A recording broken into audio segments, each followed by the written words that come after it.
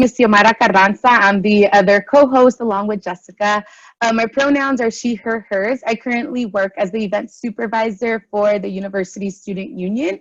Um, I am first gen and I'm what you call homegrown. I started at CSUN with my bachelor's, actually started community college, Pasadena Community College, then transferred over to CSUN with my bachelor's in journalism with an emphasis in public relations and a minor in gender and women's studies, and then earned my master's in recreation and tourism management. Really excited to be here with you all. Um, yeah, so as we all begin or continue on your higher education journey here at CSUN, we really want to be able to create programs like this one for you all to be able to create an opportunity for the Latinx community to really engage with each other and foster a sense of belonging here on the CSUN campus. Even though we're not completely on campus, we still want to be able to provide that sense of community and belonging, even if it is virtual. We can still make it happen. Yes, absolutely. And so during this program, we really want to be able to elevate Latinx voices through a staff and faculty panel, a student panel, and we'll have a section for an overview of the different Latinx-based organizations, because we know how critical and important it is to feel like you belong on campus, to feel like you're part of a community, and then we'll end with a beautiful spoken word.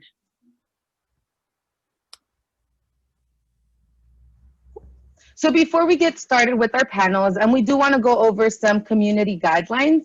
The first one being, please mute yourself if you're not speaking. That way it can make it easier to access that person that's for them to unmute themselves and go ahead and pose the question. Yes, and then we also ask that you respect and honor people's experiences. So throughout the program, folks will be sharing some stories, their experiences, and so we just ask that you respect that and you honor those experiences that are being brought to the table. With that, we also want you to be open to learning and unlearning. We are at a college campus and we're constantly learning in everything that we do and all that we encounter. So just keeping that same mentality with this program. Okay. Yes. So then maybe what we'll do, Chris, is try to sign. And then we also ask that if you share, you share from your own experience, so using I statements, because we all might experience similar things or different things, but we all experience them through our own experiences. So really referring to I statements throughout when sharing. Are folks okay with this? Does anybody have anything that they would like to add or any questions? Seeing some nods. Okay. All right. Cool.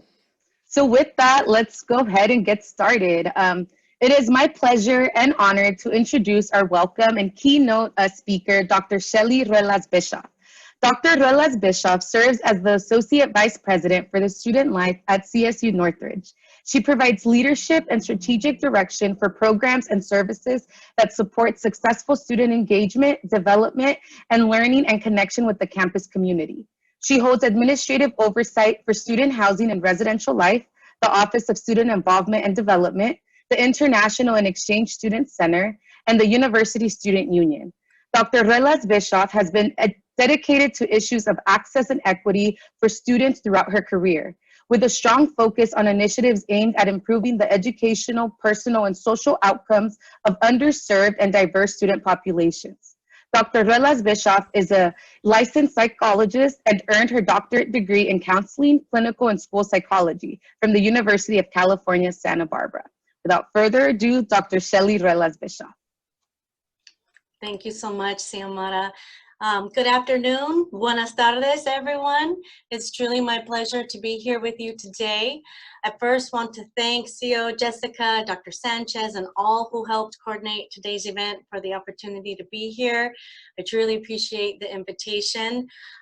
So welcome to all who are attending today, and especially those of you who are new to CSUN. Thank you very much for taking the time to be here today. It's important that you know how excited we are that you are here with us. I will admit, I truly wish that I could see you in person.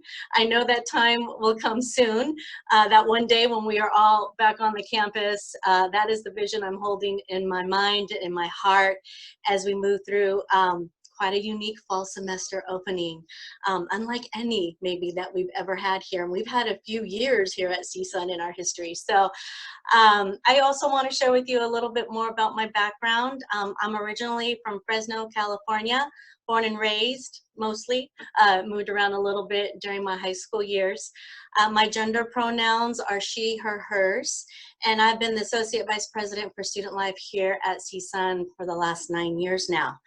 My family is from Jalisco, and I am the first in my family to graduate from college. I share this with you as I know, we know, our campus knows that a large majority of our incoming Latinx students are also first generation, the first in their families to attend college. As I remember those first few weeks and months of my college journey, maybe to be honest, most of my college journey, even my graduate school journey, there was a lot of doubt and uncertainty that I struggled with. Did I belong? Could I really make it? Was this really the place for me?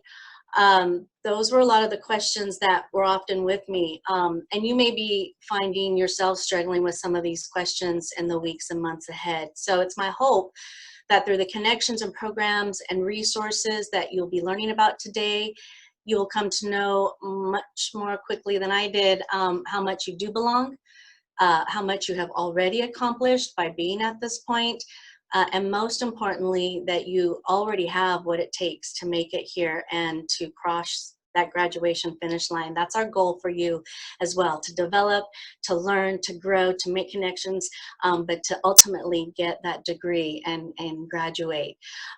So please, I hope that you continue to take advantage of opportunities like these to get familiar with and connected with your CSUN familia. CSUN has a rich and powerful history of student activism, ethnic studies, and on this campus you're going to find many individuals who are dedicated to your success, making sure that you have the resources and connections you need to succeed. Several of those individuals are on this panel, and you'll no doubt meet more as you continue your journey here. Those of you first starting your CSUN journey right now, you are beginning this adventure at unprecedented times. I know we have all said this word a lot, you've heard it a lot, but it really does fit. We're in the midst of a pandemic, learning and engaging over Zoom. Who would have thought that? So that we can all stay safe. It's our new normal for now, right? And we're also in the midst of a historic activist movement across the nation, led by student activists, many of whom on our campus who are absolutely and unequivocally calling for social justice and doing the hard work to help end systemic racism. So these are really indeed unprecedented times. And again, new to CSUN, know that you've joined a campus community really dedicated to helping you find your voice and your space during these times. We are absolutely committed to supporting you and helping meet your needs. We have lots of ideas how to do that, but we don't always get it right, to be honest. We also need to hear directly from you, to hear your ideas, to get your input, and to really make sure that we are getting it right. So I will encourage you, please keep getting on these Zooms. Connect with us. We're on email. You can still call us on the phone. We'll get the message. We'll get back in touch with you. We really want to hear your thoughts, your ideas. Let us know how it's going, what's working, what's not, so that we can make sure we make this the experience you need it to be and we want it to be for you. I'm hoping that we can find many opportunities to interact with each other in the year ahead. I'm going to look forward to that. And again, thank you. Welcome to CSUN.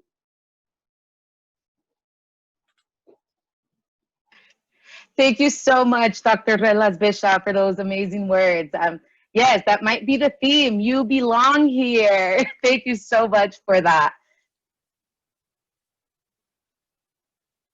You're unmute, Jess. Still learning how to navigate through this. But thank you again, Dr. Shelly Relas Bischoff. Now we'll go ahead and move forward with our faculty and staff panel. So we'll go ahead and introduce them, and then we'll have the section where we'll have the opportunity to engage and ask questions. So with us, we have Dr. Douglas Carranza Mena. Dr. Carranza is a professor and chair of the Department of Central American Studies here at CSUN. He received his PhD in social cultural anthropology from the University of California, Santa Barbara, and has taught at California State Northridge since 2001. Dr. Carranza is interested in cultural and political issues, particularly in the rigors and conflicts of colonialism in the Central American region. So welcome, Dr. Carranza. Also on our panel, we have Dr. Daniel Olmos. Dr. Olmos was born and raised in the San Fernando Valley, received his BA, MA, and PhD at UC Santa Barbara, and is a faculty mentor at the CSUN Dream Center. Thank you for being with us, Dr. Olmos. Yes, and next we have Dr. Melanie Bocanegra. Dr. Bocanegra serves as the Associate Vice President of the Student Success. Dr. Bocanegra earned her BS from UC San Diego and her PhD from Stanford University. She is first-gen student who grew up here in the San Fernando Valley. Dr. Bocanegra attended LA Mission College, and while she was a student there, she used to come to CSUN in the summers to perform research. Although her PhD is in cancer biology, she has spent over 12 years working on educational programs to increase the representation in Latinx and African American students in higher education with a focus in STEM major and fields. She is excited to get to know you all as we work together to support student success here at CSUN.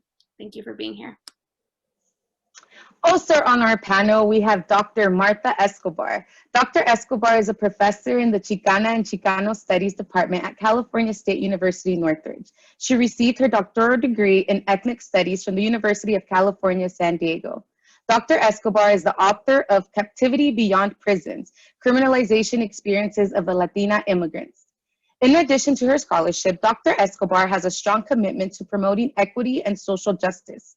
She is the executive director for Project Rebound. She serves as chair of the Educational Equity Committee and is also an advisory board for the Center of the Study of the Peoples of the Americas. Finally, Dr. Escobar is a member of Civil Discourse and Social Change, a campus-wide initiative that promotes social justice at CSUN and beyond through educational programming and action. Thank you so much for being here, Dr. Escobar. Yes, and lastly, we have Dr. Freddie Sanchez.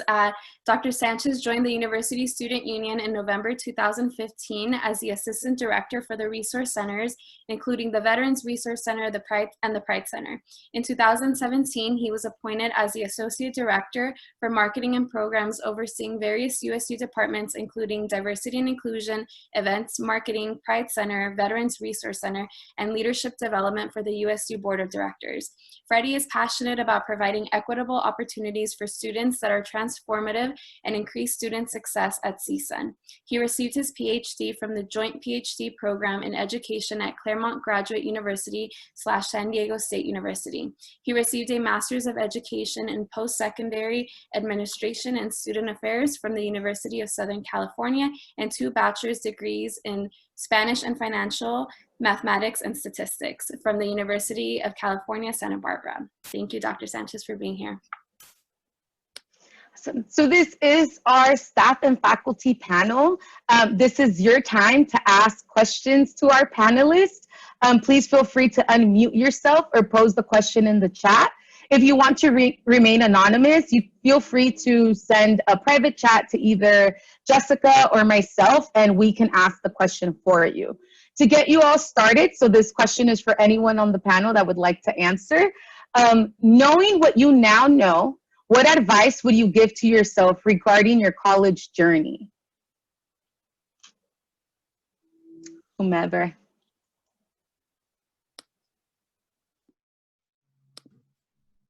Okay, I'll go ahead and go. I think when I went to undergrad at UC Riverside, and the very first week, I walked around campus and I came across this office called Chicano Student Programs. And as soon as I saw the office, I didn't know what Chicano was, but I know it was speaking to me.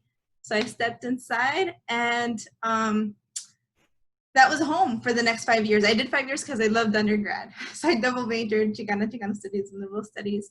So I think the advice that I would give myself is, I think I did things right. I got involved. I became a student activist. I loved it. I built community. The good friends, really good friends that I have today, many of them are from undergrad. So I think more than anything for the students today, get involved. Get involved in student organizing. The kind of skills that you're able to develop as a student organizer, you're gonna be able to carry that out later on in life.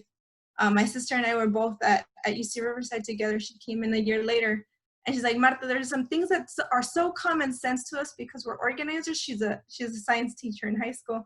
And she's like, and some of these people have no common sense because they didn't develop those skills, right? In terms of organizing, in terms of building community. So advice that, like I said, I think I had a really good experience because UC Riverside really had a lot of intention in terms of how it engaged its first generation students, its students of color. So I was very lucky in that way. I had Chicano student programs, which was a home. I had a lot of guidance. And so I think for students today, get involved, be in the community, build community on campus if possible. But also enjoy it, right? Because I think we put on so much pressure, especially if you're first generation. And if you're from an immigrant family, you carry so much weight, right? Because you have to be responsible for everything that happens in your family because you're the hope, right?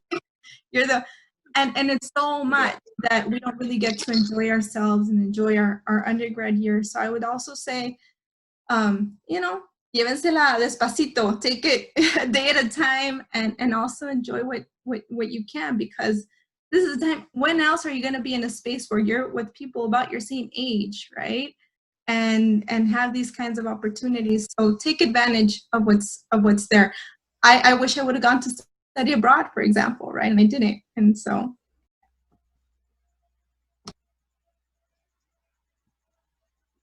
I really do echo a lot of what Dr. Escobar just shared.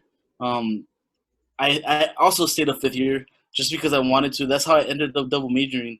I stayed the fifth year. Not that I'm recommending staying another year just to stay, but I ended up traveling abroad the last year because of the same reason that I really didn't realize that I thought that I would never be able to travel to Peru, or which is where I went.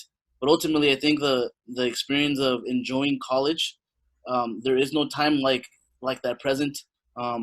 Build great connections, build friends, speak to the people that are here.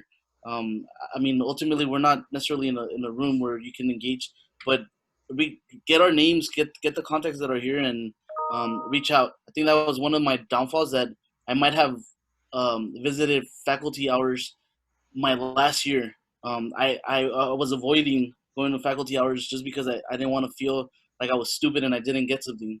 And I think that would be one of the things that I regretted the most, which is connecting with the faculty and the staff. I will second what Freddie said. I am from El Salvador, and I came in 1981 to the U.S. at your age. As a refugee, I passed through Mexicali, I remember, without papers and not speaking the language. I didn't want to come to the U.S., but I was forced because of the war. But in my last year at the Jesuit University, when I was there, because students were targeted, I used to visit my professor, Father Segundo Montes, every time that I went to his office. He was an anthropologist, and that possibly I became an anthropologist because of him. But he was killed in 1989 in El Salvador. I came here in 1981. I did a lot of stuff, working for refugees, working for immigrant communities. I didn't even want to work here. I rejected learning English because for me, it was the language of imperialism. Then after 7 years, I said, no, I have to study, English.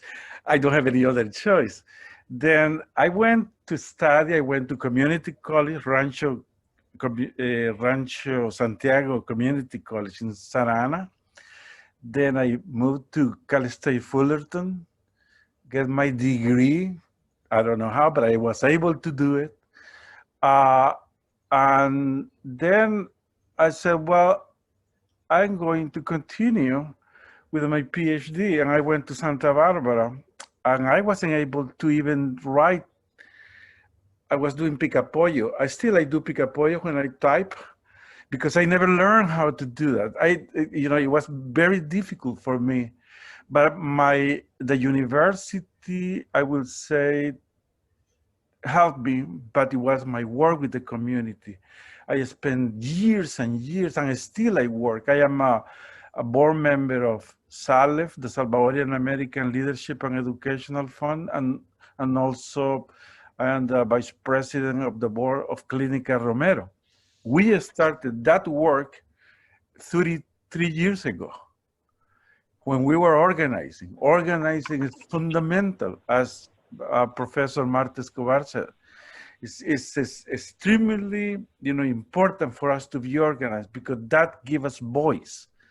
The things that I learned basically are coming from my community. I will say with pride all the time. That is why I always give back. And for me, to be as successful is to know how to give to your community. And that is extremely important. I think make your space at CSUN. It's your space. Make it yours. That is extremely important. Yeah, I'd like to second all that. Actually, the question around the collectivity of education, right?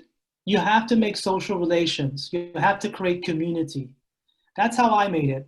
I came into UC Santa Barbara as an undergrad, really feeling alienated. I didn't even fit in, right? My parents dropped me off. We grew up in the San Fernando Valley. They dropped me off and they said, oh, wow, this is very different. And then they didn't come back until I graduated 4 years later. So I was alone. And so I had to make my connections. And I did make my connections through various student organizations.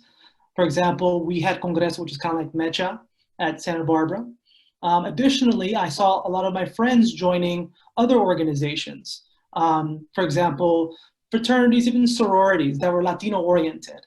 And I saw that and I thought that was encouraging. At least they had a sense of community. That was really important for them. And also I understood that to be a college student is really a privilege. Because if you think about it, where your parents come from or your parents' parents, think about how many had that opportunity to sit for 4 years and read. This is a major privilege. You're literally part of a small sector in society that is allowed to do this.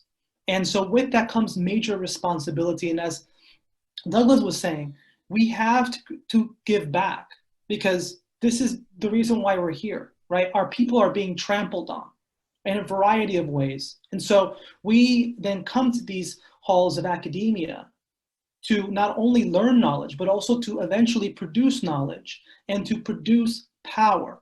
And so we need to remember that. So create relationships with people, community in whatever way you can, but just know that you're here for a reason. And that is, we need to service our people, right? We're in a tremendous moment of danger right now, as you all know, not only with COVID, but also with the sort of attack on migrants, the attack on people of color. And so because of that political context, right, our knowledge is super, super important. But I also want to remind everybody that the knowledge you learn here in the university should be connected up to the knowledge that is existing in our own community, so that we don't create a hierarchy that, okay, I'm educated and everyone else is not educated, right? We need to see that actually we can learn and create bridges between the community and the university. And so that's really important as well. Okay, everyone's saying so many powerful things. I'm like in here just taking it all in and loving it all. The only thing I would add to all these amazing panelists' advice is that as a first gen, as a Latina, I had a lot of responsibilities to my family. And because they never went to college, they didn't know that, I couldn't help with the quinceañera on the weekend because I had a test, so you do have to navigate your family relationships a little bit and try to help them understand that, okay, maybe I can't set up to the quinceañera, but I can, negotiate some of those things, the baby showers and all the stuff that you have to be a part of was hard for me, especially starting out at community college and living at home. The expectation was like, well, you're here. What do you mean you can't come out? And, so it was really difficult. I would say the other thing is really putting yourself out there. So I can echo what everyone's saying about building community, finding relationships, and taking those chances, opportunities. I went to present research in New Orleans by myself. My mentor had to talk to my mom and get all that straightened out. Who's gonna watch you? You have to call, everyone's like, yes. You have to so I needed to find mentors in science that were willing to talk to my family about why it was okay to travel alone. I was with a group, but I was still alone, right? No one was with me. And kind of navigate those conversations, but it was so worthwhile. And I think once my family saw what I was doing, they had a whole new perspective on what college and education could do for me. But I really did have to help them understand that it was okay for me to go to this conference. It was really important, and get their support. And I think, even today, my mom is still really you're leaving somewhere. Even today, when I travel for work, she's still nervous about me leaving, traveling alone, and, all of these things. So, it never really goes away. So anytime you can find people that'll help you put yourself out there and really just take a chance and help you navigate those relationships with your family, I think that's one of my biggest, and looking back, that's something that I think really empowered me later. Thank you all so much for sharing. It looks like we have a hand raised. Adriana, if you want to ask your question.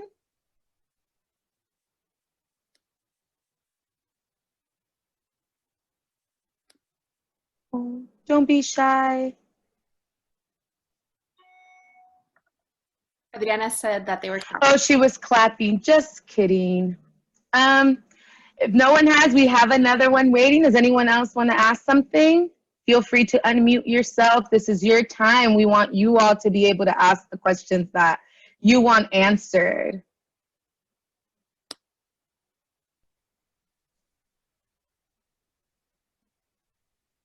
Cool. So next on our list is how has your Latino, Latina, Latinx identity impacted the work that you do? I will.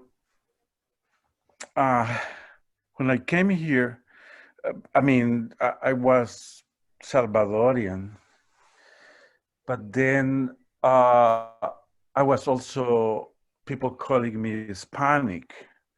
I wasn't accustomed to that. Then they switched to Latino.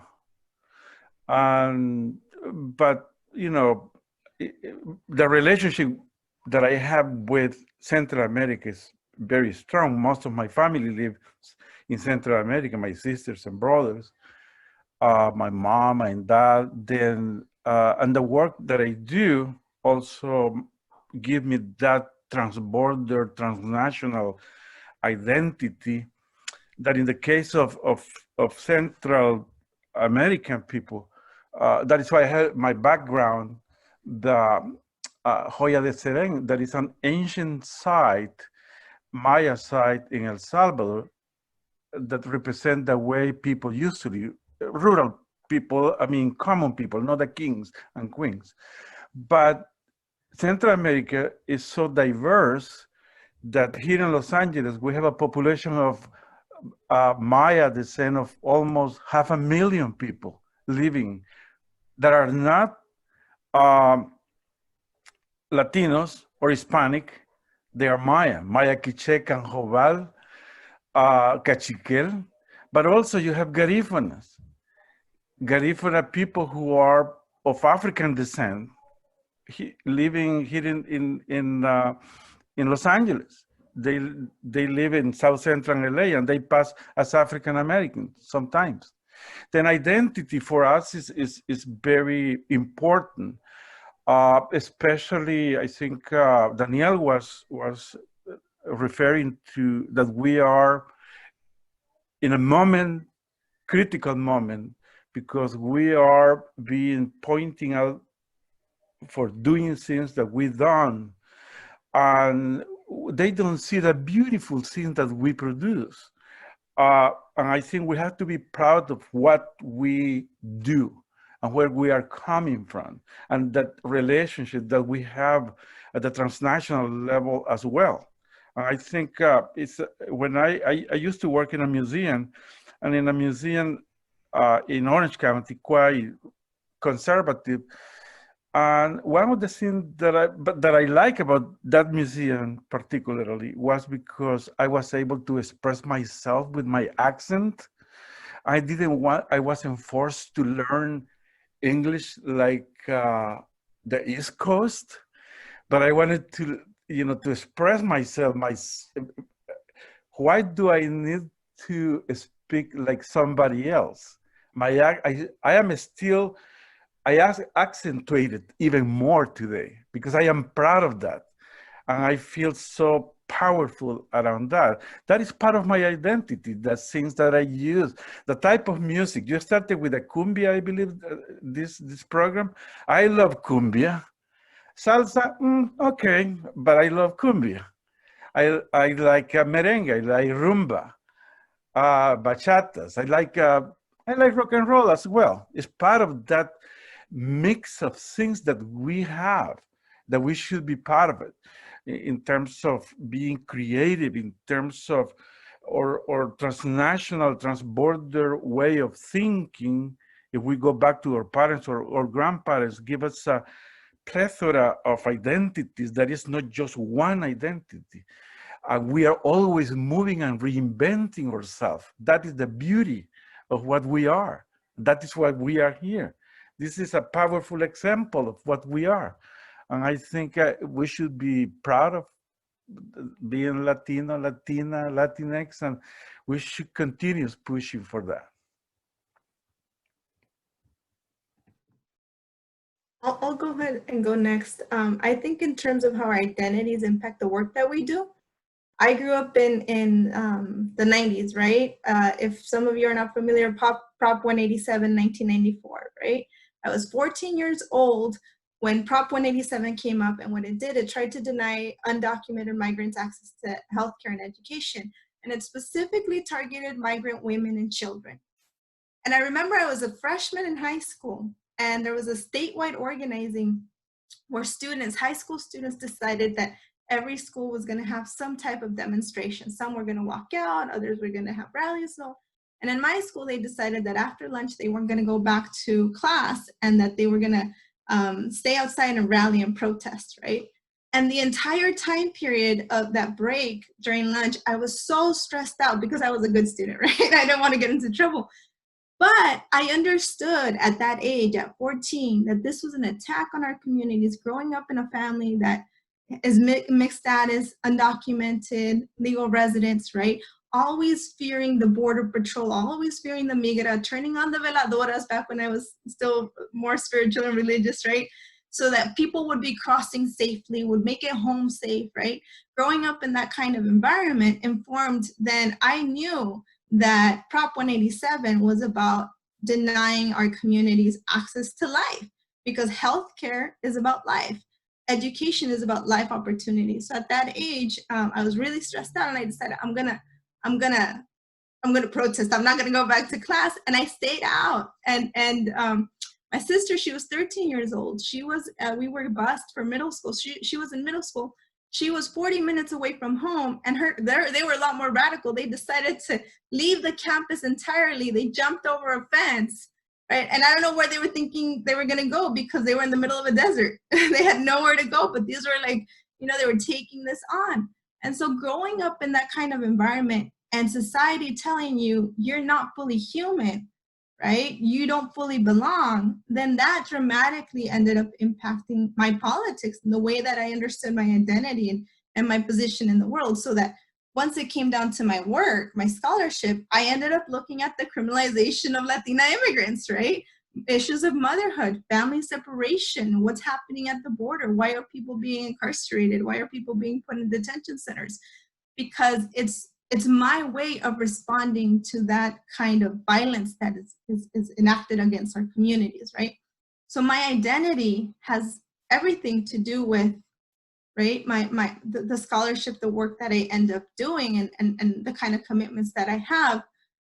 But also it's important for me, it's been really important to do comparative and relational work. So it's just not based on my, you know, Chicanx identity, Latinx identity, but it's like, how do our experiences relate to other communities so that I can be in solidarity with those communities, right? So I draw my identity from my politics more than my politics from my identity, if that makes sense, right? And so I think, yeah, who we are in the world shapes the kind of work that we want to do and the kind of, you know, projects and our life purpose, I think, in really important ways. And undergrad for me did that. It was undergrad through ethnic studies, through Chicano studies, gender and women's studies, that gave me that lens to understand, oh, this is why they proposed Proposition 187. Oh, this is why at the time we were fighting Prop 21 in 2000, which targeted young men of color as gang members, right? And we were fighting against that. And it was my undergrad experience that provided that lens to then be able to do the work that I do today. So that's how my identity has shaped the work and my commitments that I have now.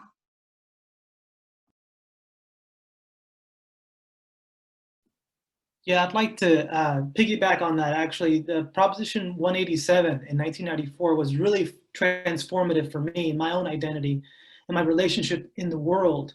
So I was in middle school and here in the Valley, and although I had citizenship, I come from a mixed status family, and I had made some relationships with some friends of mine in middle school who were undocumented. Even though my family, since we're Northern Mexican, we play a lot of baseball, I never really knew how to play soccer. So I was playing soccer in lunchtime with the kids that, you know, for the most part, that had disclosed to me that they were undocumented. I had made relationships with them, and then all of a sudden, during these sort of walkouts, they said, "Hey, Danny, we're leaving school." And I said, "What are you talking about, leaving school?" They're like, "Yeah, we're leaving school." And they had like a Mexican flag, and they were all leaving school, and I ended up just getting swept up. I didn't even know what I was really being a part of. Until later, I told my mother, I said, "Yeah, I left school. The police came back, and they all kind of brought us back in." And she said, "You know, I'm really proud of you." And I said, "Wow, you're proud of me for like ditching school, right?" And then she told me, no, what was happening was that there's an attack, right? Especially against Mexican-oriented origin people, but in particular Latino people, Latinx people all around the state. And so for me, that was really critical. My parents, my father is a gardener. All of my dad's side, and even part of my mom's side, they're mostly gardeners. So if you see Olmo's truck in the Valley, they're probably related to them. And so in late 1990s, the city of Los Angeles banned leaf blowers. And so my father, for the first time that I've ever seen this, he got politically involved. He became part of an association of the Latin American Gardeners of LA, and they did a hunger strike in front of City Hall, and he kind of said, "You got to go out there and help us." So I went out there. And so for me, that was really formative. My mother cleaned houses. And so I saw all of this together as not just about identity in terms of race and ethnicity, but also about class. So I started understanding that since capitalism requires inequality, racism was a really good tool that capitalism uses to create that inequality and to enshrine it even further. And so for me, that's kind of why I came into sociology. I'm a professor of sociology, and I study the relationship between sort of racism and capitalism, and particularly looking at informal economies in Los Angeles, looking at street vendors, looking at gardeners, looking at domestic workers, and a variety of other populations that are excluded. And so in my opinion, I think it's really important to think about how we can get those struggles and connect it to the scholarships happening in the university and kind of create that bridge.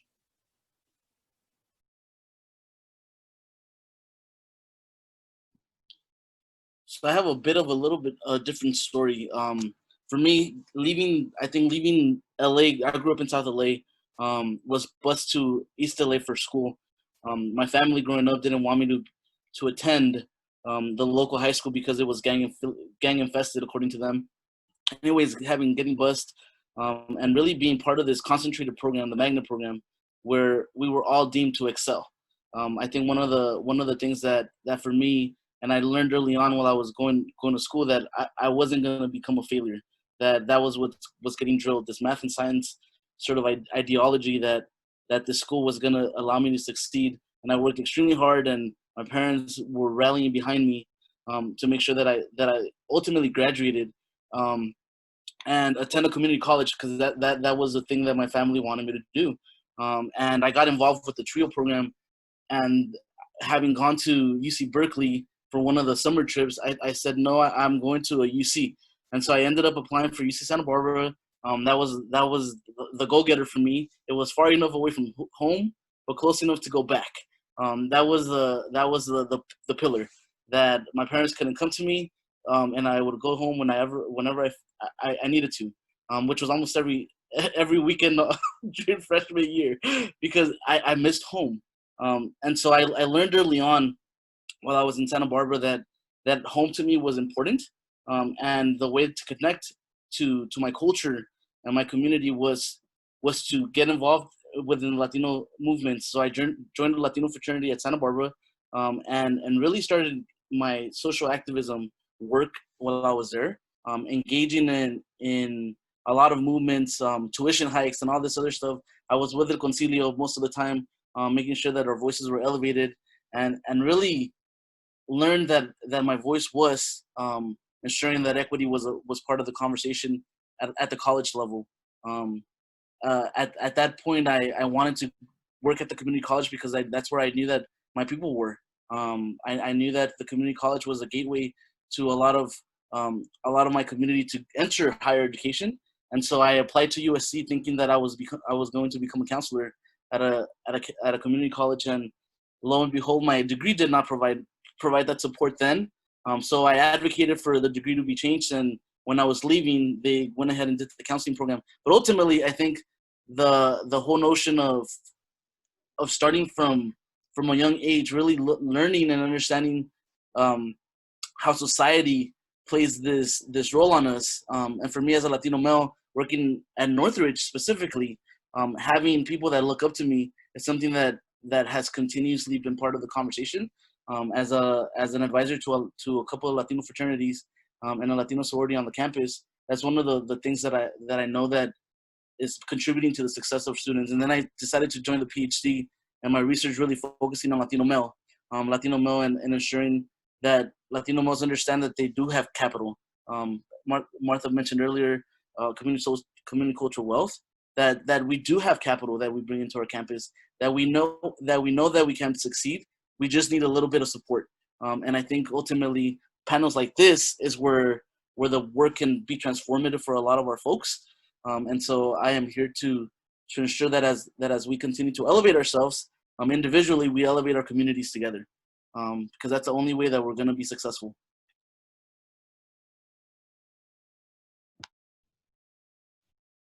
Yeah, I'll finish off, and I know we're pressed for time, and everyone is so inspiring. So it's so great to hear everyone's stories. For me, being a science major, I didn't get as many opportunities to take classes and challenge myself in terms of thinking about the social movements I was a part of. Growing up in the 90s, it was Rodney King, and a lot of those things were happening.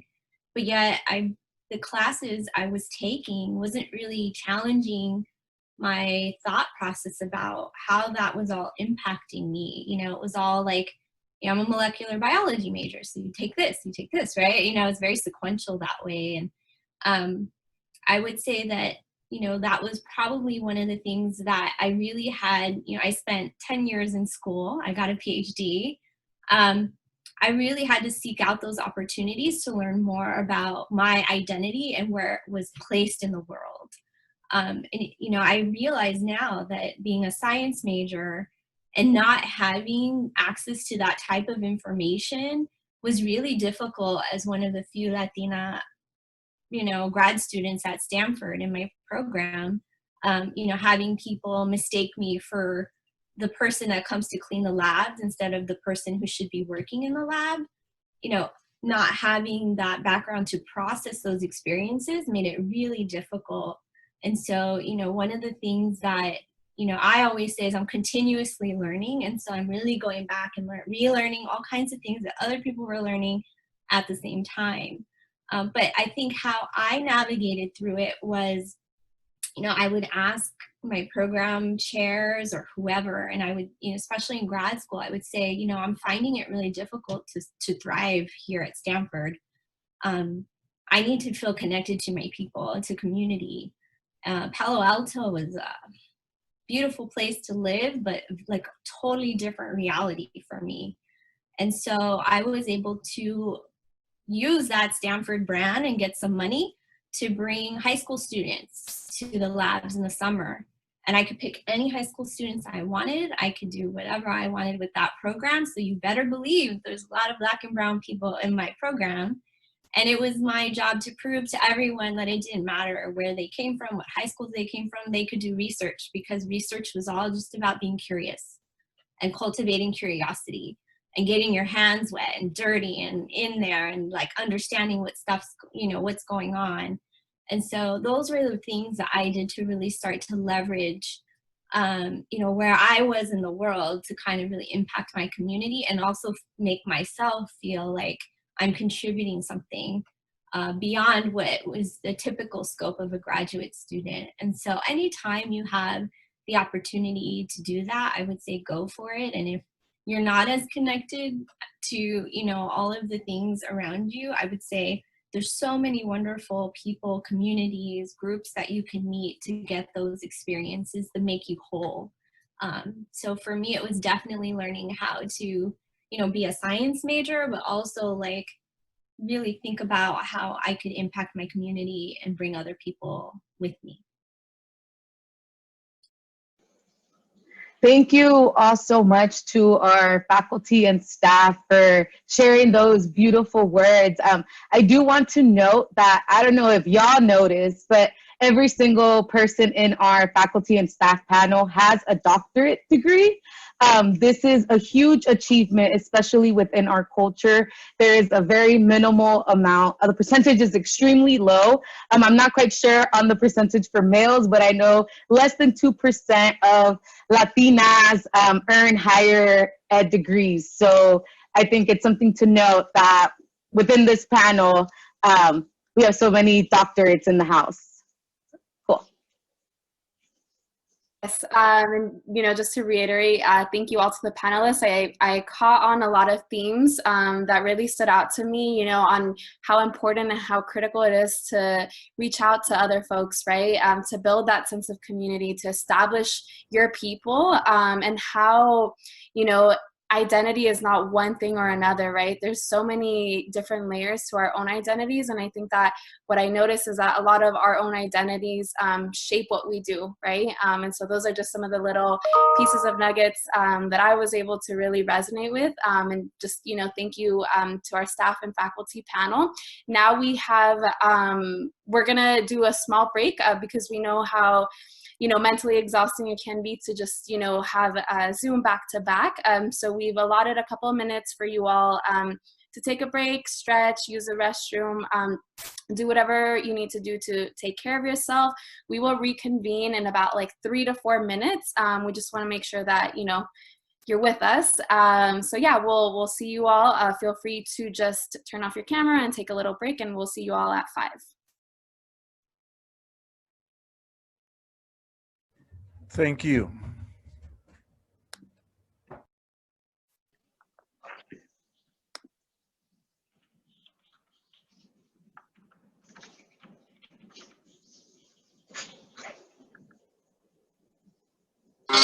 Algo en tu cara me fascina, algo en What's up, baby? será tu sonrisa, será tu sonrisa. Algo en tu cara me fascina, algo en tu cara me da vida. Será tu sonrisa, será tu sonrisa. Mi pena.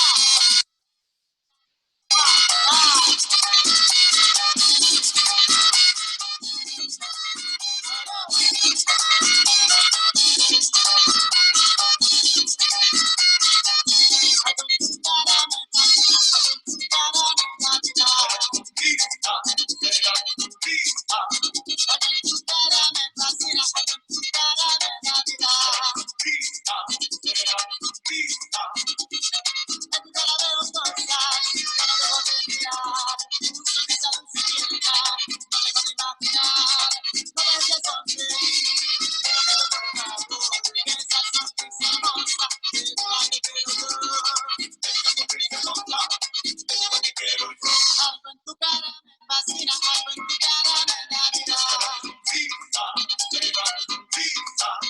Algo en tu cara me fascina, algo en tu cara me da vida. Tu sonrisa, sonríe mi bonita, no te me pongas triste, alegra tu mi vida.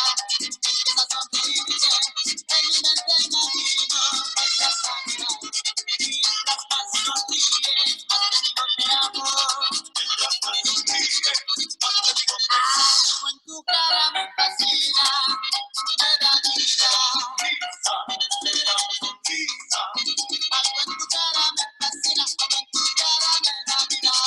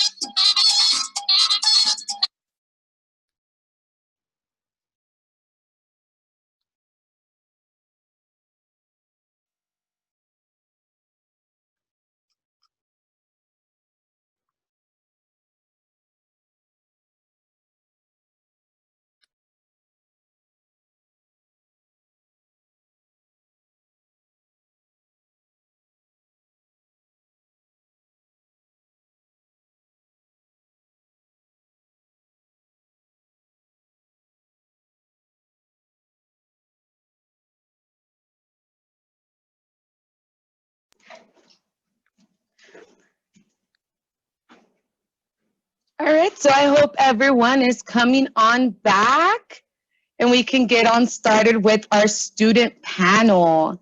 So everyone back, welcome back. Hope y'all had a nice little stretch, were able to use the restroom, get some water. Yeah, and now we would like to go ahead and move forward and get started with our student panel.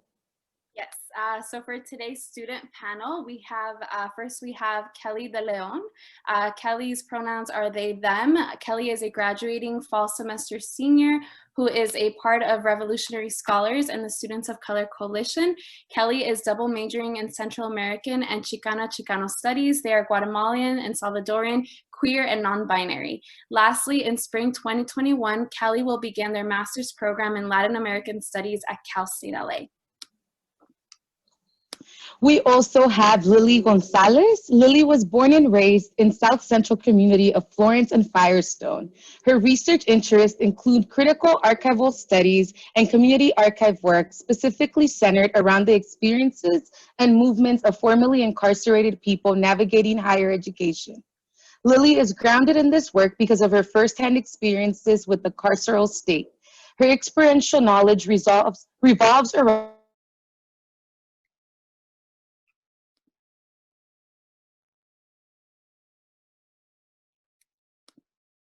I think Xiomara froze, so I'll go ahead and continue. Lily is grounded. people do not return to a carceral space or are limited due to their previous involvement with criminal legal system.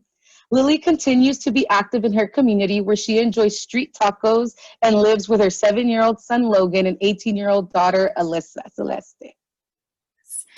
So next we have Matthew Polo Contreras, pronouns they, them, theirs. 22 is a board member for the CSUN University Corporation. They were also voted in as a student representative for the CSUN University Student Union Board of Directors in June 2019 for a 1-year term. Currently, Matthew is pursuing a degree in journalism with a minor in political science. Matthew always finds time to balance work life and student life. Their day-to-day work life includes serving on the Resolutions Committee for the Los Angeles Democratic Party. Here they work with committee members in expressing party values over 3 million registered Democrats. In addition, they have worked with 3 major developments on campus, including CSUN Hilton Hotel, CSUN Restaurant and Conference Center, and the USU Renovation and Expansion Project. Welcome, Matthew. And last but not least, we have Monica Montoya. Pronouns are she, her, hers. She is a proud first-generation Latinx graduate student raised in Van Nuys, California by 2 immigrant parents from Mexico. Monica holds a BA from Cal State University Northridge in sociology with an emphasis in criminal justice and is a current graduate student in the 3-year 2021 cohort in the Masters of Social Work department here at CSUN. Since 2016, she has been involved with Mosaic, mentoring to overcome struggles and inspire courage, a youth mentoring program that links CSUN students with the opportunity to work with youth attending their local continuation and or alternative high school. Monica is also currently a student leader in the annual We Are the Power Community and Action Conference Committee and is currently serving as the president for Social Work Society. Thank you to our student panel for being here. Thank you all. So very similar to our staff and faculty panel, we have a couple questions, but we want this to be as interactive as possible. So if you have any questions for our student panelists, please feel free to enter it in the chat box. Or if you'd like to message either myself or Xiomara, feel free to do so. But we'll go ahead and start with the first question, and this is for our student panelists. So how has your experience been at CSUN as a Latino, Latina, Latinx student?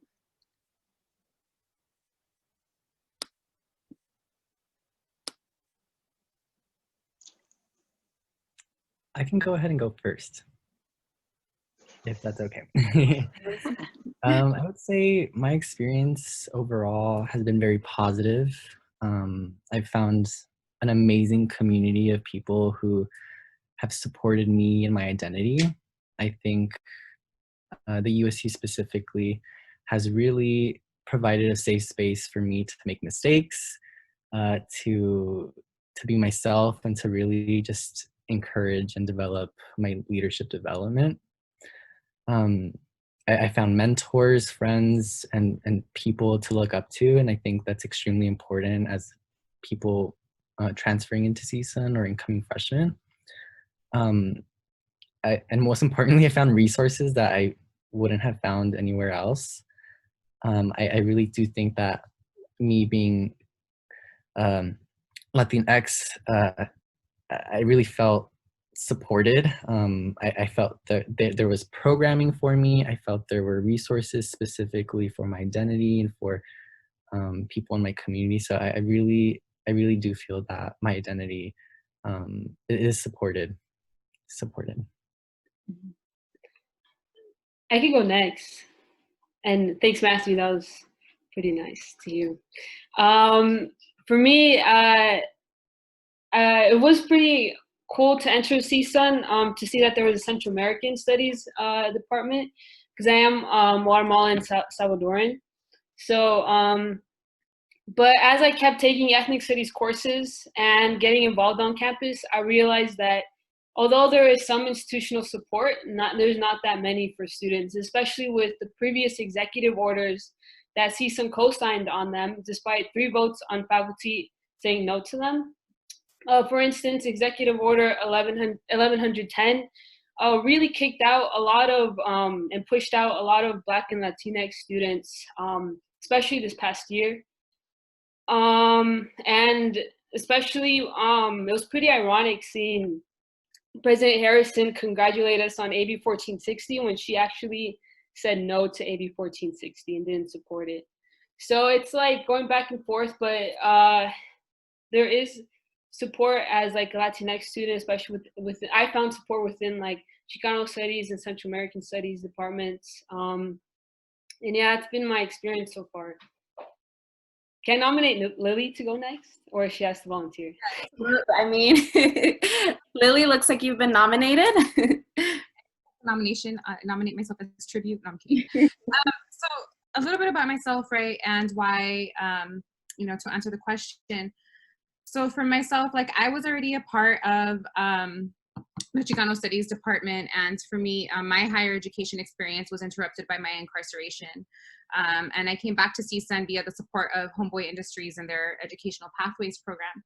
So when I came back to CSUN, now with these additional layers, right, I really found value in my experience, and my lived experience was seen as a form of knowledge, where I don't know if that would have happened or translated in other departments or how that would have been, right? But definitely my lived experience was seen as a form of knowledge. And also I think being able to like, you know, like Dr. Escobar said, we're able to draw from my identity, I draw for my politics, and then also having an understanding of like the incarceration rates, right? And like we are the largest Chicano Studies department, and like what does that mean in California when we are the golden gulag, when you know, and we make up over 53% of like the LA County jail population, and you know, Cal State Northridge is situated in LA County, and like, and with my identity now in this space in academia, like what do I do with all of that? And so I stepped into a really supportive department, and I'm really glad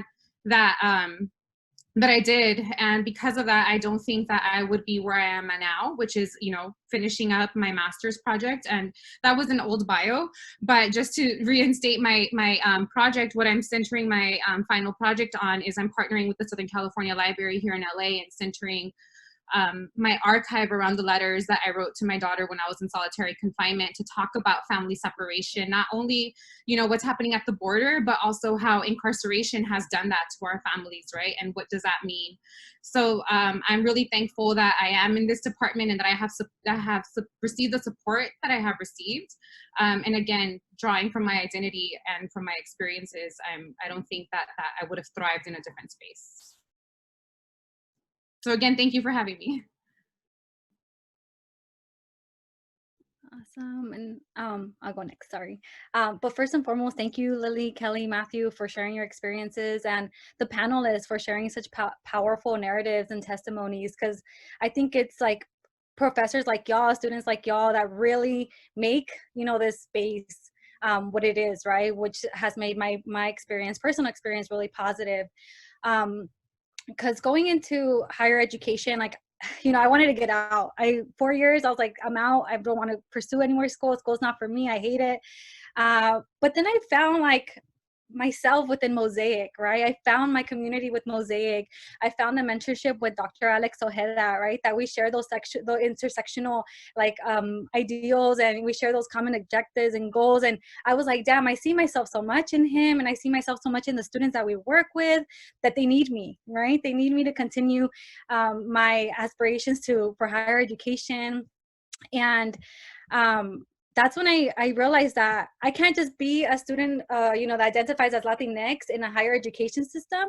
Because like Professor Olmo said, that it's a privilege, right? We have a responsibility now. So myself knowing this is going into these spaces of higher education, really gaining all this information. And now what am I going to do with it, right? Possessing it next to the next generations, because that's my responsibility now. And I think that's something that I ingrained a lot within Mosaic, that's my responsibility. And I would have never thought about that going into a higher ed system right after high school, right? Where I graduated from high school with a 2.0 barely. And I don't even know how I got into CSUN, but I think that was my sign, right?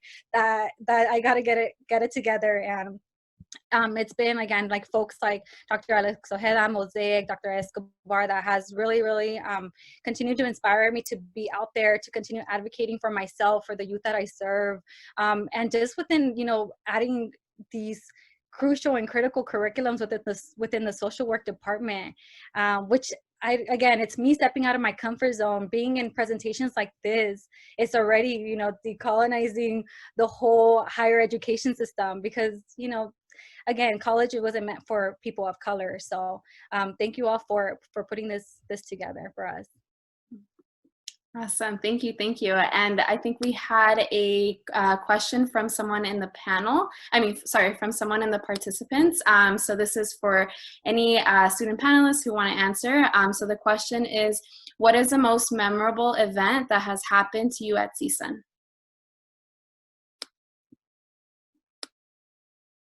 I can go, because I immediately I just thought about like the massive walkout that we did in 2018 against the executive orders that really are detrimental for ethnic studies and students of color on campus. But I'll never forget like the adrenaline rush and like everyone coming together, and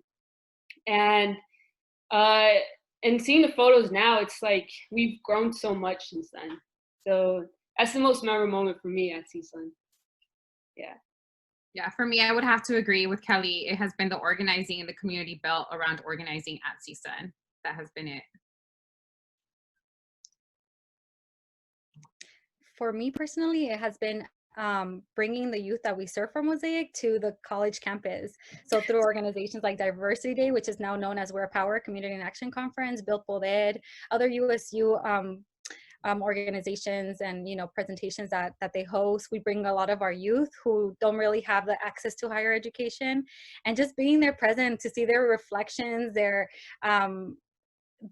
just like expressions of being in a college setting. And sometimes we auction off their art, so for them to see that their art is being sold to college students and being even promoted in a college setting, that's everything. It warms my heart, because usually their art is criminalized with graffiti or rap. So it's really powerful to see their reactions, and now seeing that it's actually valuable. So I think that's my memorable. I would say my most memorable was probably organizing a drag show for the Queer Collective. And I think this is my favorite memory because, I think at CSUN, as a freshman, I didn't really know too many people. I was trying to find myself, and I found, fellow queer people who were into drag, and I was really into it as well. And so it gave me an outlet to help express myself and give other students the ability to do the same through drag and through performance art. And, in that way we built community. And at the same time, I learned how to organize a drag show. So I would say that was probably my favorite Serena. That was probably my favorite memory. Nice, nice. So it seems like a lot of these memories have impacted, what you do now or your identities now. I love that. So the next question is, what about your Latino, Latina, Latinx identity and intersecting identities make you feel proud and connected?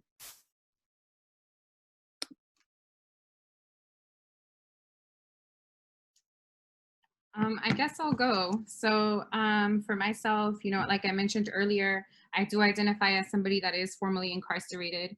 And I think for me, drawing on all of these identities, right, within the department, and I think on campus, from these experiences, I think that I was really supported, and I was really able to build and have this community at CSUN that I can't imagine I would have had elsewhere. So I think that my lived experience was seen, like I mentioned earlier, as a form of knowledge and experiential knowledge, and and all of those things were valued, where I think has allowed me to thrive at CSUN. So I think that these different intersecting identities and all of these experiences, because I had that, in this department, I was able to thrive. Yeah, that's it. I would say for me, probably one of my favorite is incorporating the Dream Center into the USU, because I was able to bring the experiences of other students who were really struggling, and I was able to talk to student groups from different backgrounds, and I think my identity, I really feel like I was able to bring my whole self into those conversations, and listen to other people's whole selves. And I would say that's probably one of my favorite memories.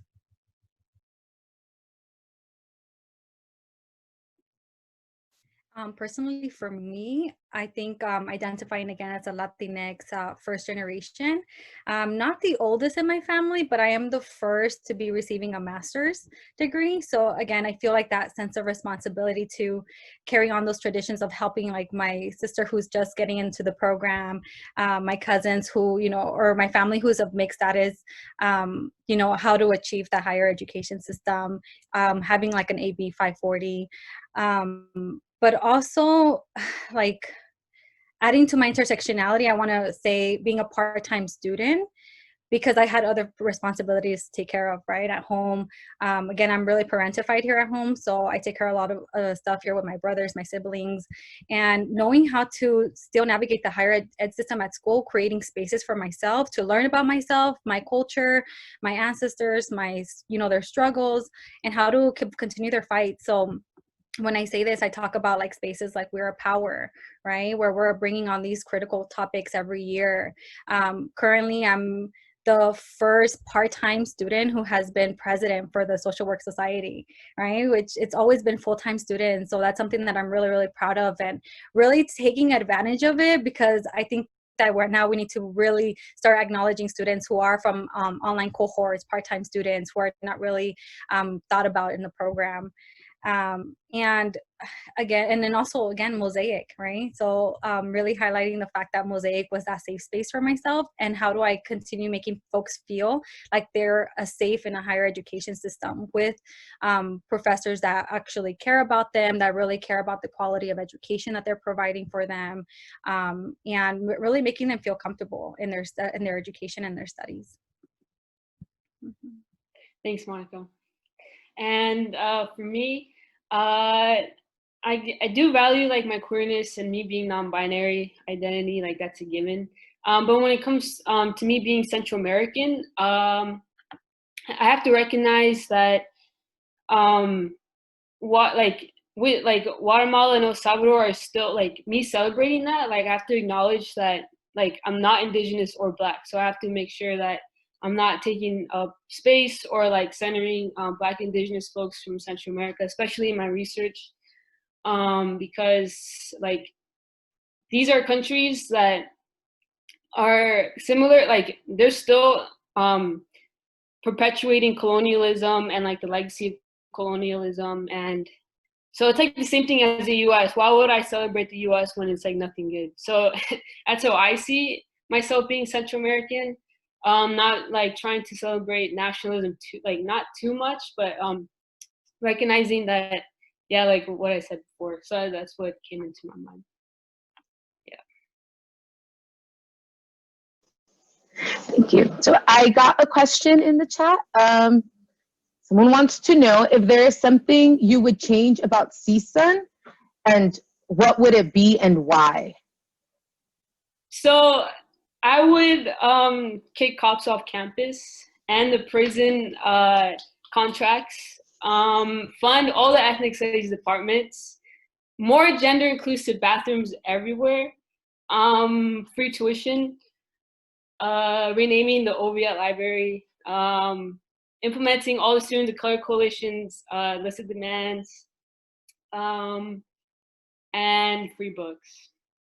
Yeah. Yeah, and I would just echo Kelly and agree with closing the CSUN jail, terminating all Cal PIA contracts and any advancement of the prison industrial complex on our campus, defund the CSUN PD, and also like being mindful of the research, right, that we put out that doesn't contribute to that. So all of those things. I think for me personally, it's more towards like the curriculum, incorporating more of, you know, it's really based on white supremacy, right? So like really highlighting intersectionality. I think that's what I heard the faculty talking about during their panel, highlighting intersectionality. I think it's only really common in spaces that are really like with professors who are really critical, you know, and that bring those revolutionary lenses, but really incorporating as something that's mandated per CSUN, because again, CSUN is supposed to be known as like diverse, right? And like they serve all these students who, you know, identify as formally incarcerated, as foster youth, LGBTQ youth, and it's like, well, why aren't we learning about this, or why isn't it required to learn about this, right? Of course, we got the success with the AB 1460, right, that was passed, but that's just a one step, right? It should have been already started from a long time ago. It should have already been required. So incorporating that into our curriculum, learning more about that, and really letting students know that you're here to serve them, right? So like that you really value their education, because again, I don't think it's really highlighted. And it's really shown in the curriculum that we're reading, in articles that we're reading, in the books that we're reading. So I definitely think that we would need to change that for sure. I would definitely say more support for Black male scholars. Ever since Prop 209 back in the day, I think we've seen the retention rates drop. And that's something that was included for the SEC demands. And I think, you know, I would love to see more support for that, because it's hard knowing that a whole community is just being singled out, not getting equal opportunities. And I think there needs to be more institutional support. And obviously there are barriers, but I think with student activism and with advocacy, I think it's able to get done.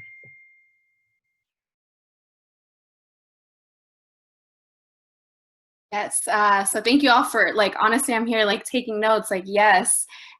So for the next question, we wanna ask y'all if there are any tips on how to navigate college and cultural identity. And if so, what is something that you want others to take away?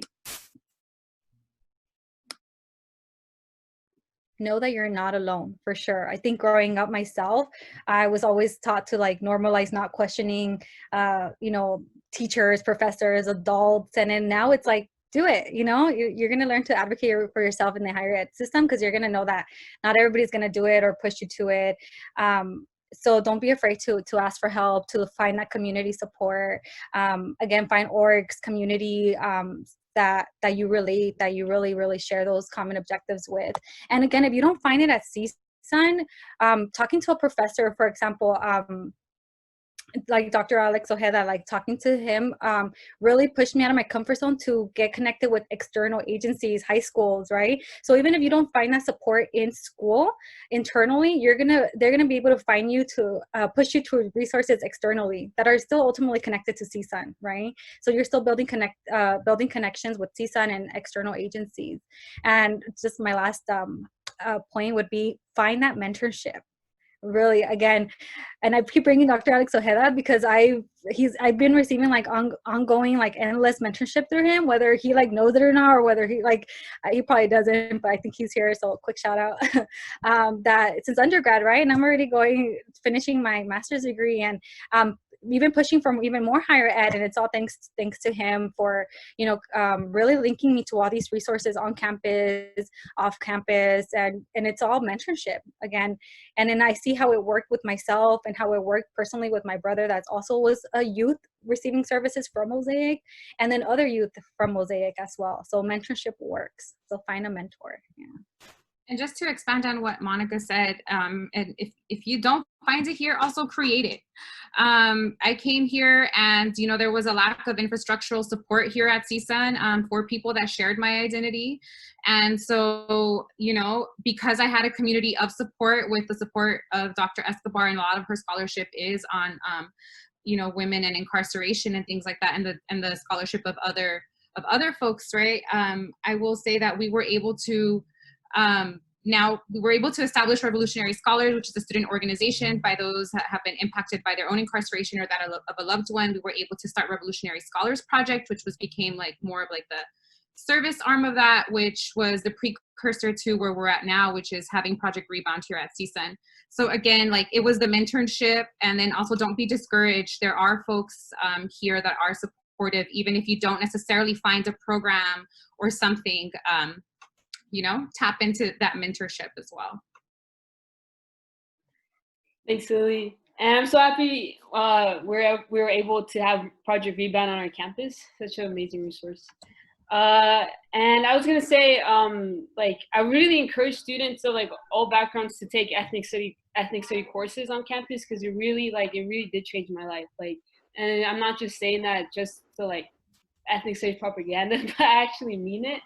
Once you do take those courses, like you'll recognize how, like you'll know how to spot when CSUN is being institutionally racist, or like you'll learn so much through these courses that I can't even say within like 5 minutes.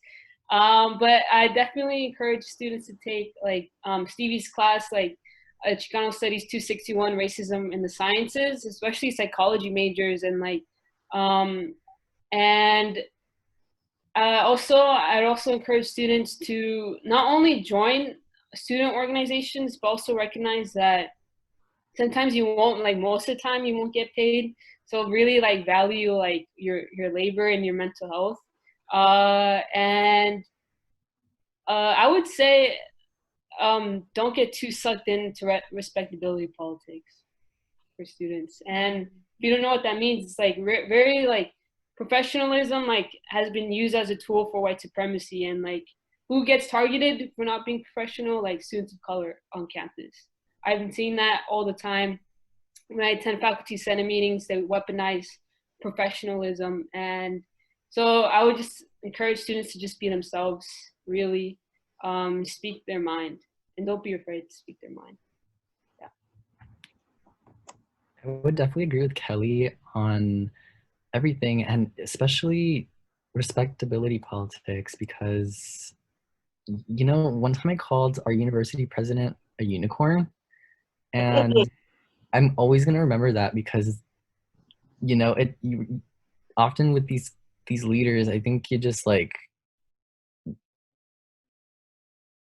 and sometimes you have to snap out of that. But I also recommend Africana Studies 346, which is great, with Raquel Keenan. But I don't even remember the question. But oh, tips for navigating college. I would say some tips for me is probably just learn how to take care of yourself. I kind of struggled with that. I often overdid it with myself. I loved getting involved to the point where I had so many assignments, and sometimes I even prioritized my extracurriculars, and that was a mistake I made. So I think just making sure that you find a nice balance, and it can be pretty hard, not gonna lie, but I'd say try something out. If it doesn't work out, it doesn't work out. But make the best out of your college experience to the best of your ability, and whatever that means to you. Beautiful, beautiful. And I think that a lot of y'all really, and I'm seeing the chat, really take the time to be you first, right? You're a person before you're a student. And so many of us play so many other different roles. And so finding that balance between student life, home life, and what that means and looks like for you, right? And then I also caught on to how powerful ethnic studies is. And, personally, I'll share, I think too, when I started it, I took an ethnic studies course, and I think it was the first time that I felt like I actually belonged in academia or just in any higher education system. So I really resonate with a lot of what you all shared and how important it is to learn about yourself, your identities, your ancestors, your communities. So thank you all. I always think it's so I'm always in awe, to continue to hear and learn from student experiences. So thank you all for sharing those powerful stories. Yes, thank you so much to our student leaders for being part of this panel. Y'all are great. Y'all are amazing. You don't realize how much power students truly have within the system. Y'all are the power. We do as you say. So, listen, these are a great group of student leaders, and take suit, follow suit in their steps. With that, up next, we have Marcos Pineda, who's going to talk to us a little bit about the Latinx clubs and orgs on our campus. So give it up for Mr. Pineda.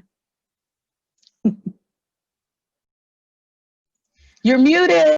It would help if I unmuted myself, huh? Hello, everyone. My name is Marcos Pineda. I am the activities coordinator for fraternity and sorority life in the Matador Involvement Center. I am the university advisor that oversees our culturally based fraternities and sororities, our historically Black fraternities and sororities, and our affinity based organizations as well. I can share, right? Share the screen? Yes. Okay, yes. cool. I put a little presentation for all of y'all together.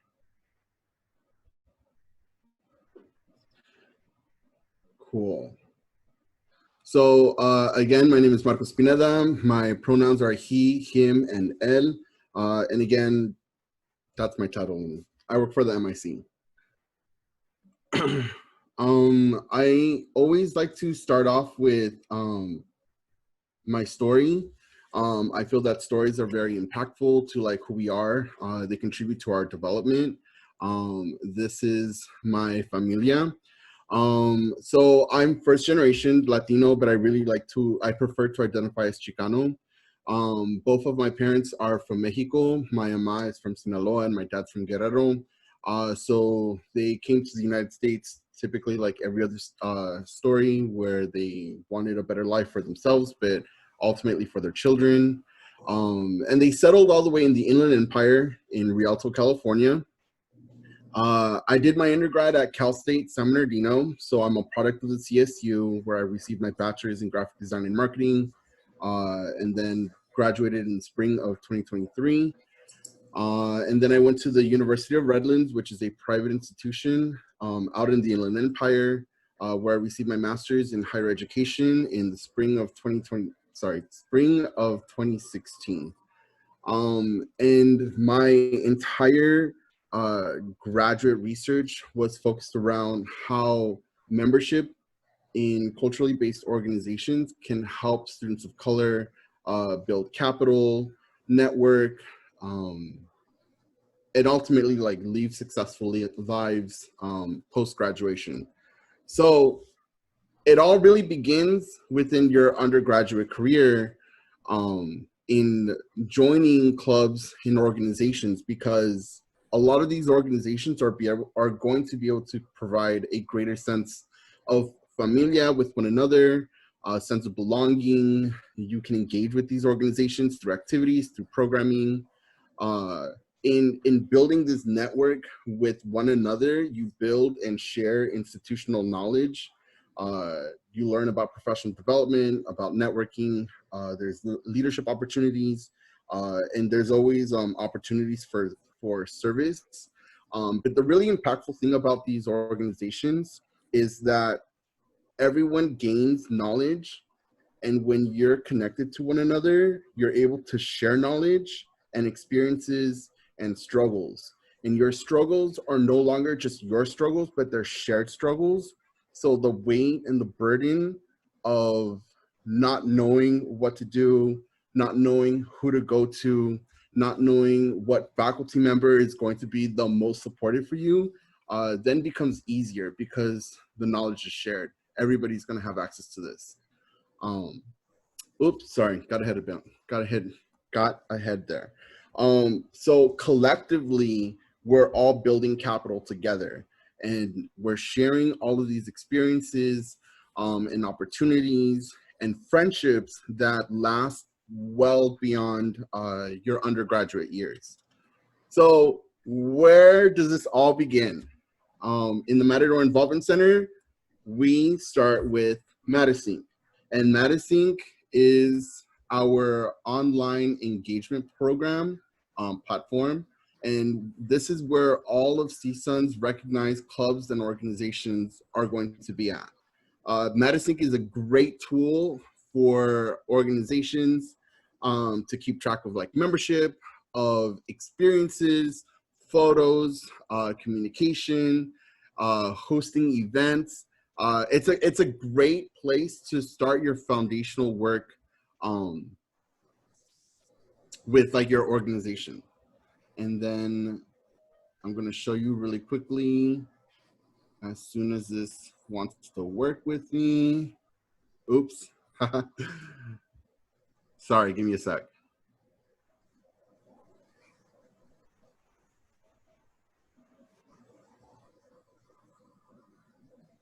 Okay, so this is Matasync. I'm going to move it over just a little bit. This is Matasync.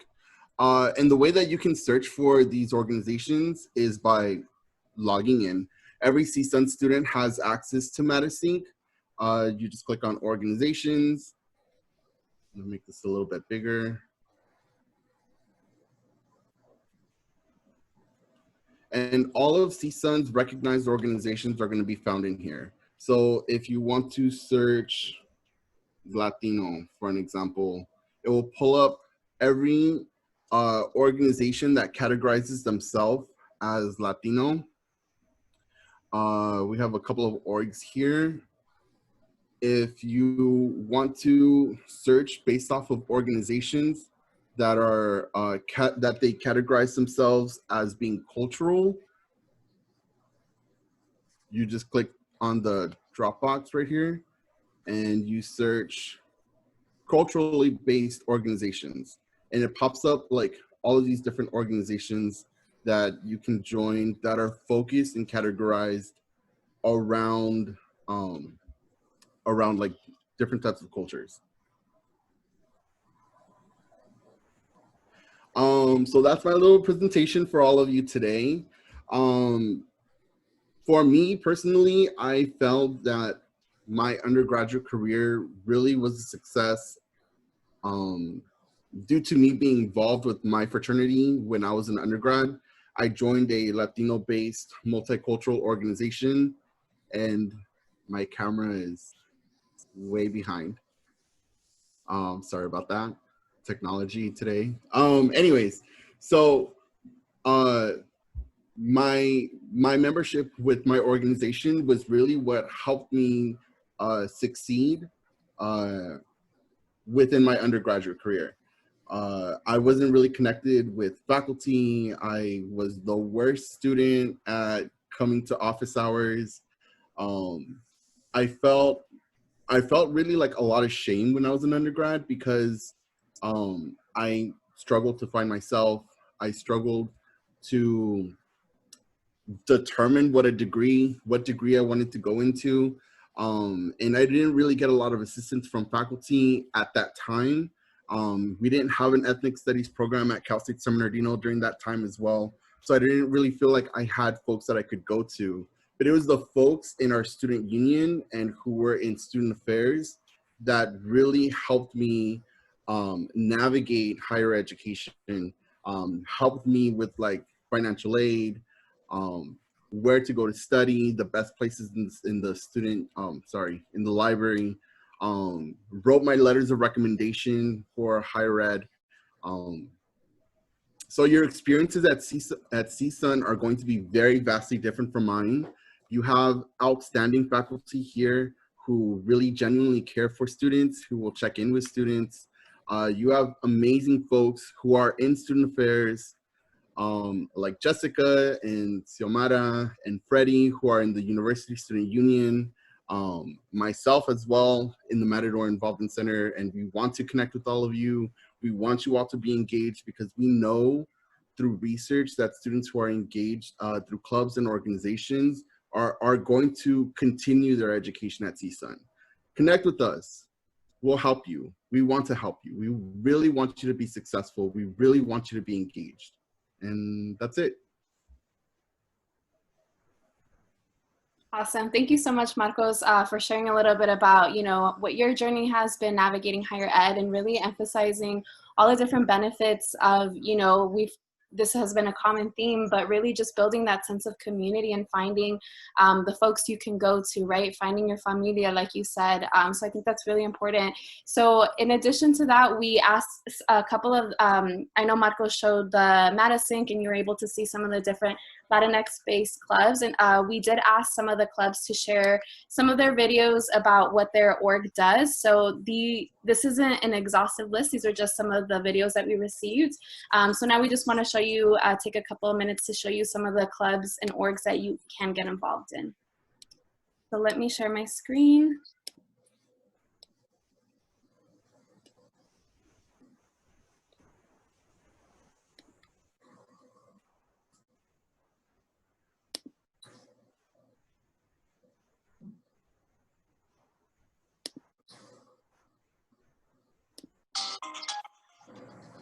Rising is a community-based affinity group within CSUN Housing that helps Latinas reach their goals with fun, social, and educational events.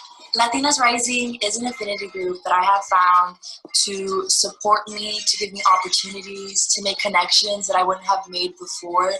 Latinas Rising is an affinity group in CSUN student housing that is used to promote higher education in the Latinx community and also serves as a support system to those that identify as part of the Latinx community. Latinas Rising supported me a lot in my education and helped me decide that I actually wanted to change majors and that I should do what I want to do. And it also helped me feel comfortable with taking on leadership positions outside of Latinas Rising, outside of student housing. A lot of members have maybe the similar classes that I'm taking, or some of the professors, or they took the class, or they have my major. So all because of them, I have the support system and they can help me, and we can always have study groups together, so that's fun. I think that the biggest impact Latinas Rising has made on me is instill a confidence that I do belong in higher ed and I do belong to be at CSUN. And that every other Wednesday I had somewhere to be. I either was gonna physically be there or be there via Zoom and just be with a group of people, group of women, group of Latinas who were looking for the same thing. Latinas Rising just honestly changed my experience in CSUN housing, and honestly, if I were to tell anybody to join something, I would say join Latinas Rising.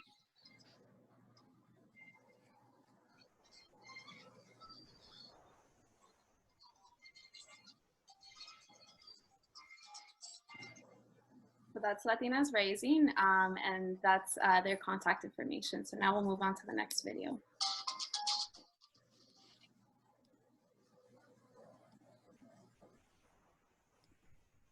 So Revolutionary Scholars. Hi, welcome to Meet the Clubs. My name is Emily Rivera. I have been a member of Revolutionary Scholars since spring 2019. What is Revolutionary Scholars? Revolutionary Scholars is a club at CSUN for formerly incarcerated students and systems impacted students. Systems impacted means that you have been impacted by the system through a loved one being incarcerated or detained. Revolutionary Scholars was started fall 2016 by Lily Gonzalez and Johnny. Their mission was to create a space at CSUN similar to other college campuses that would offer support for formerly incarcerated students. With the help of Martha Escobar and Martha Lopez Garza as advisors and Revolutionary Scholars Project interns Diego Paniagua and Rocio Rivera, they were able to open up a space now located at the Chicanx House, where we meet and have a safe space for students who want to be a part of the club. I am currently the treasurer for Revolutionary Scholars. We are the club portion of Project Rebound, which is an organization on campus that provides services for formerly incarcerated students. The work that our members have been a part of, being with Revolutionary Scholars, is contributing to bring Project Rebound, a statewide organization, here at CSUN. We joined other clubs and organizations to get AB 1460 passed, which makes ethnic studies a CSU requirement. We support and are working towards Black liberation, immigrant justice, queer and transgender rights, and other life-affirming movements. We are determined to get CSUN PD and the CSUN jail defunded and removed from campus. We practice transformative justice and approach each task with an abolitionist framework. This year, our main goal is building community alternatives to 911, CAT 911 for short, at CSUN. We will focus on building partnerships with other clubs and organizations on campus to address crisis without relying on or involving the police. If you would like any more information or would like to get involved, please email us at revolutionaryscholarproject@csun.edu. Thank you.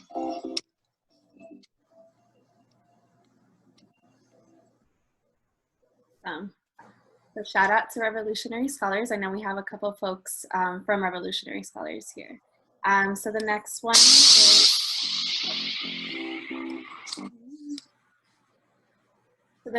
is, for Mecha.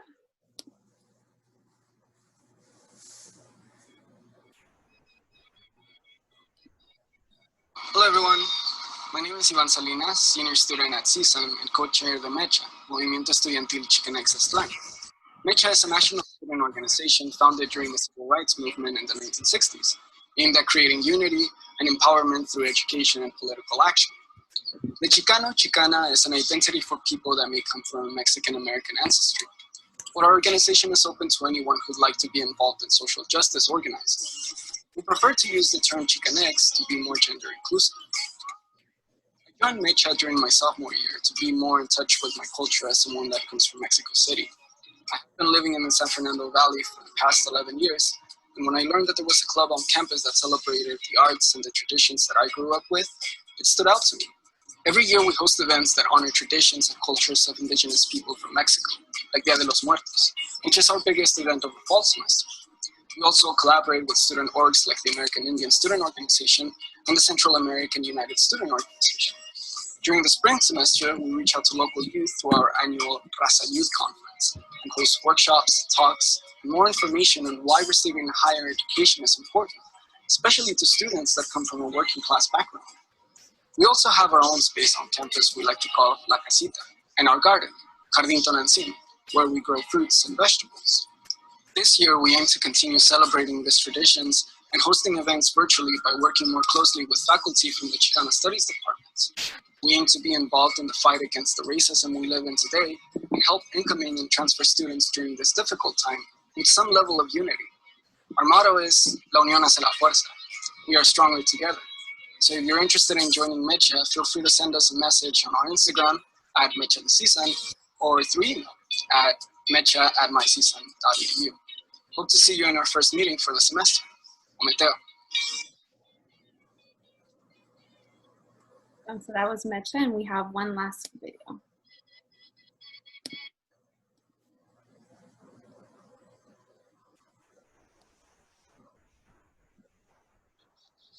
Welcome back. My name is Diana, and I am a sister of Lambda Theta Alpha Latin Sorority Incorporated. We are the first Latina sorority in the nation. We were founded in New Jersey in 1975. We are an academic-based sorority, and we pride ourselves in spreading cultural awareness with our principles of unity, love, and respect. Stay tuned and see what that means to us. Hi, my name is Adriana, and I became a sister in spring 2019.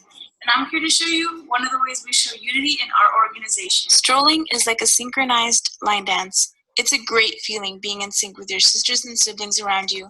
It really puts the principle of unity into practice. Hi everyone, my name is Jess and I became a sister in spring 2009. One of our main principles is love. Especially during these tough times, this is a principle that is very important to us. Since the pandemic, I have received nothing but love and support from various sisters across the nation by either just checking in on me or just being available if I need any assistance or need to talk about anything. On a broader scale, we exhibit our love through the various community service efforts that we put in, whether it's making gifts or fundraising for the children of St. Jude's Children's Research Hospital or providing support to our local Best Friends Animal Shelter. We strive to exhibit love in any way that we can. I'm Stacey Pablo and I became a sister in spring 2017. Our last principle is respect, and we show it through the diversity of our sister siblings. We are Latin by tradition, not by definition. We accept women from all different backgrounds, including race, religion, and sexual orientation. We also show respect by being politically and socially active within our communities and help bring awareness any way we can.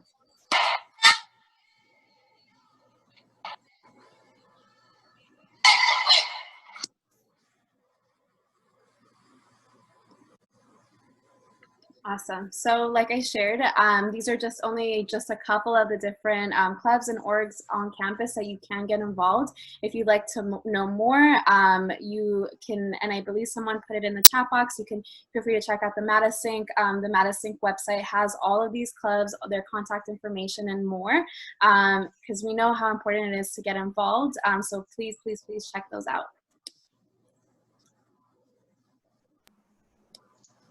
Awesome. Thank you so much for sharing those videos, Jessica. And if any of the students that are here, if y'all are involved with any clubs or orgs that you'd like to share more info with, please feel free to share that in the chat as well. If you want to, shameless plug on your club and org that you're involved with, that is the time to do so. Go ahead and put it in the chat. With that, I am beyond excited to introduce CSUN alumni and former member of our Poetry Slam team at CSUN, Ms. Natalie Castaneda, who will be doing an amazing spoken word piece for us today. Hi, everyone. So the piece that I'm going to perform today is called I Am a Latina. I am a Latina. My Afro roots curl tongues and waves of voices. Cuando camino, you could feel the Shakira in my hips. Pero cuando hablo, you can taste the spiciness in my words. I speak against the Karens who appropriate our culture and mask it as Taco Tuesdays. I speak against the Make America Great Against that forget black and brown were the first colors to paint your historia. My roots, my cultura, say fuck your wall. I empower the taste of my mother's sancocho, my dad's bandeja paisa. My flavor is my sword. I am a Latina. I hear my father's accent and the voices of his peers behind his back.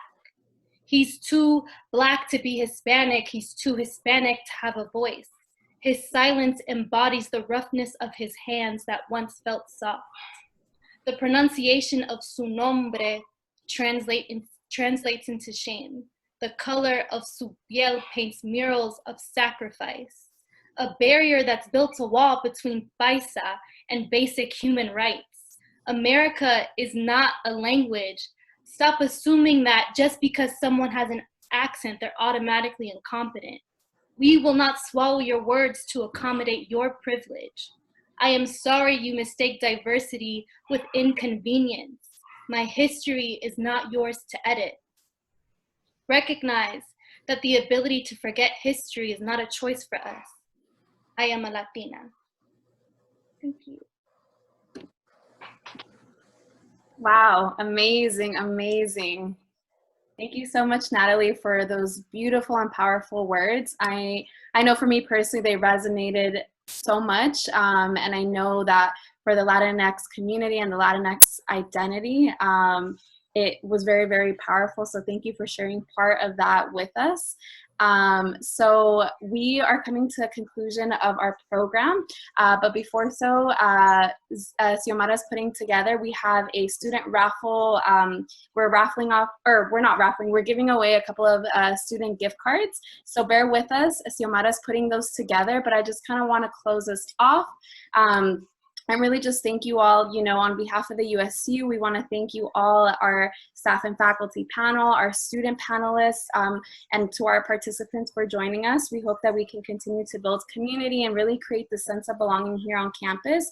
We know that things are a little different through this virtual platform, but we really want you to know that you're not alone, right? You have an entire community of folks cheering you on. So many of us are sitting on the shoulders of our ancestors, right? And we were called to be here. We were called to navigate higher education, to do the work that we're doing, and to really set the create this foundation and set the way for future generations to come, right? Future Latinx generations to come. And so we really hope that, you know, as a union and as a campus, we can continue to elevate your experience here at CSUN. So both Xiomara and I will be sharing our emails, and I know a couple of other folks shared their emails as well. Please feel free to reach out to us if you have any questions, or you want to connect with us, or you want to just build that sense of community with us. So thank you all for being here, and I believe Xiomara will share our lucky winners. Yes. So your name is on the chat. We are raffling off gift cards. So our first winner is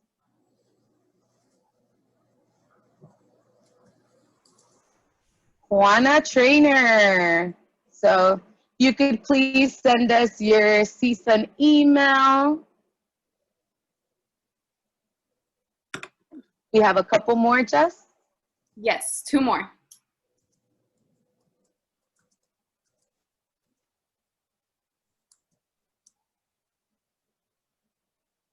Next winner is Jasmine Carlos.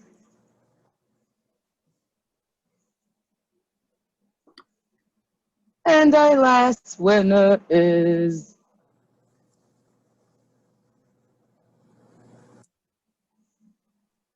Kayla Trevino. So again, if you can share your email with us so we can get that to you. And like Jessica shared, just thank you all so much for being a part, to the faculty and staff panel, to the student panel, to our amazing Marcos Pineda, who had an amazing presentation for us. Miss Natalie, that was a beautiful, beautiful spoken word. And just thank you all for joining us. Dr. Shelly Ruelas, which I think she had to leave. But just really thank you all for joining us and for being a part of these type of events. And we really do want to be able to provide more of this for you all. So that if you have any ideas or ways in which we can provide programming for you, please reach out to Jessica and I. This is really what we want to move forward with doing, is be able to provide more programming like this for you all, to be able to cater to your needs and be able to help you out, because it is a community and we want to help. We want to make sure that you stick through and you graduate. So if there's anything we can do to make that happen, please, please let us know. And I'm sharing my email in the chat. Yes, so thank you all. And I just want to add real briefly, we will be having cultural welcomes for the rest of the week. So tomorrow we have our Asian American Pacific Islander welcome, and on Thursday we have our American Indian welcome, as well as our Welcome Black. So please, the login is the same.